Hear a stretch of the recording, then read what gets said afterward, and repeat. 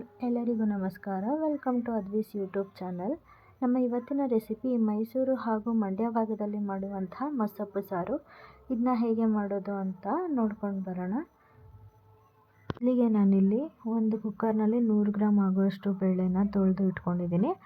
ಅದ್ರ ಜೊತೆಗೆ 1 ಕಟ್ಟು ಪಾಲಕ್ ಸೊಪ್ಪು, 1 ಕಟ್ಟು ಸಬ್ಬಸಿಗೆ ಸೊಪ್ಪು ಹಾಗೂ 2 ಕಟ್ಟಷ್ಟು ಮೆಂತ್ಯ ಸೊಪ್ಪು, 2 ಕಟ್ಟು ಕಿರಿಕಿರಿ ಸೊಪ್ಪು ಹಾಗೂ ಸ್ವಲ್ಪ ಕೊತ್ತಂಬರಿ ಸೊಪ್ಪನ್ನು ಚೆನ್ನಾಗಿ ತೊಳೆದು ಸಣ್ಣದಾಗಿ ಕಟ್ ಮಾಡಿಕೊಂಡು ಕುಕ್ಕರ್ಗೆ ಸೇರಿಸ್ಕೊತಾ ಇದ್ದೀನಿ.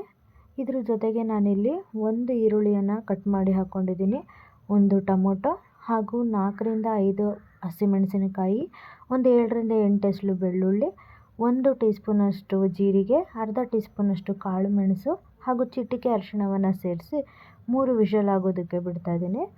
ಈಗ ಇಲ್ಲಿ ನೋಡ್ತಿದ್ದೀರಾ ಚೆನ್ನಾಗಿ ಬೆಂದಿದೆ, 3 ವಿಷಲ್ ಆಗಿದೆ. ಇದನ್ನ ನಾನು ಯಾವುದೇ ರೀತಿಯಾಗಿ ಮಿಕ್ಸಿ ಜಾರಲ್ಲಿ ರುಬ್ಕೊಳ್ಳೋದಿಲ್ಲ, ಹೀಗೆ ಸ್ಮ್ಯಾಶರ್ ತಗೊಂಡು ಚೆನ್ನಾಗಿ ಸ್ಮ್ಯಾಶ್ ಮಾಡ್ಕೋತೀನಿ. ಇದಾದ ನಂತರ ಸಾರಿನ ಹದಕ್ಕೆ ತಕ್ಕಂತೆ ನೀರು, ರುಚಿಗೆ ತಕ್ಕಷ್ಟು ಉಪ್ಪು ಹಾಗೂ ಸ್ವಲ್ಪ ಹುಣಸೆ ಹಣ್ಣಿನ ರಸನ ಸೇರಿಸ್ಕೊಂಡು ಕುದಿಯೋದಕ್ಕೆ ಬಿಡ್ತೀನಿ.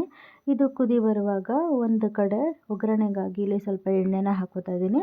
ಇದ್ರ ಜೊತೆಗೆ ಸಾಸಿವೆನ ಹಾಕ್ಕೊಂಡು ಸಾಸಿವೆ ಚೆನ್ನಾಗಿ ಸಿಡಿದ ನಂತರ ಕರಿಬೇವಿನ ಸೊಪ್ಪು, ಬೆಳ್ಳುಳ್ಳಿ ಹಾಗೂ ಒಣಮೆಣಸಿನ್ಕಾಯಿನ ಹಾಕ್ಕೊಂಡು ಒಗ್ಗರಣೆ ಮಾಡಿಕೊಂಡು ಕುದಿತಿರುವಂತಹ ಹೀಗೆ ಸಾಂಬಾರಿಗೆ ಸೇರಿಸ್ಕೊತಾ ಇದ್ದೀನಿ. 2 ನಿಮಿಷಗಳ ಕಾಲ ಕುದಿಸಿದ್ರೆ ಮುದ್ದೆ ಹಾಗೂ ಅನ್ನಕ್ಕೆ ಸೂಪರ್ ಆಗಿರುವಂತಹ ಒಂದು ಮಸೊಪ್ಪು ಸಾರು ರೆಡಿ ಆಗುತ್ತೆ. ಈ ವಿಡಿಯೋ ಇಷ್ಟ ಆಗಿದ್ರೆ ಲೈಕ್ ಮಾಡಿ ಹಾಗೂ ಸಬ್ಸ್ಕ್ರೈಬ್ ಮಾಡಿ.